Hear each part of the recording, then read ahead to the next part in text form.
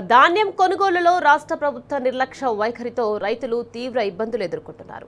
కోతలు పూర్తయి నెల రోజులు గడుస్తున్న కొనుగోలు కేంద్రాల్లో కాంటాలు పెట్టడం లేదని వనపర్తి జిల్లా కొత్తకోట రైతులు ఆవేదన వ్యక్తం చేస్తున్నారు.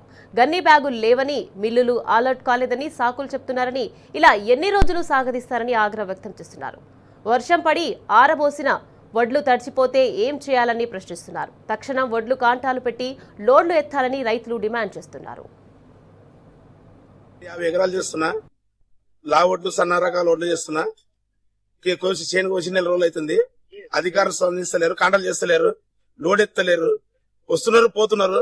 ఏదో తాత్కాలికంగా కొన్ని పడుతున్నారు, ఇడిచిపెట్టిపోతున్నారు. ఏమని అడుగుతారంటే ఇంకా మిల్లులు అలాట్ లేవు, చేస్తాము ఈ రోజు అయితే రేపు అయితే అంటున్నారు. సంతులు ఇస్తలేరు, కరెక్ట్ ఇయ్యాల రేపు అంటున్నారు. తొందరలో కాంటాలు పెట్టి తొందరలో లోడ్లు చేసి తొందరగా స్పందించాలని కోరుకుంటున్నారు అధికారులని. మేము దాదాపుగా వచ్చాను కోతరవి కూడా 25 రోజుల పైన అవుతుంది. మాకు ఇక్కడ గన్నింగ్ బ్యాగులు కానీ ఇక్కడ వెహికల్ కూడా లేవు. చూడండి, దాదాపుగా చూడండి, మీరు ఇక్కడ దాదాపుగా నెలకు వస్తుంది. దాదాపుగా వర్షాలు పడితే మా పరిస్థితి ఏంది ఎవరు చెప్పుకోవాలి. మాకు తక్షణమే ఈ రవాణా సౌకర్యం కూడా కల్పించి ప్రభుత్వము వెంటనే కొనుగోలు ప్రారంభించాలని మా యొక్క విన్నపం. అదేవిధంగా దొడ్డు రకం వేసినాం సార్ మేము ఇక్కడ.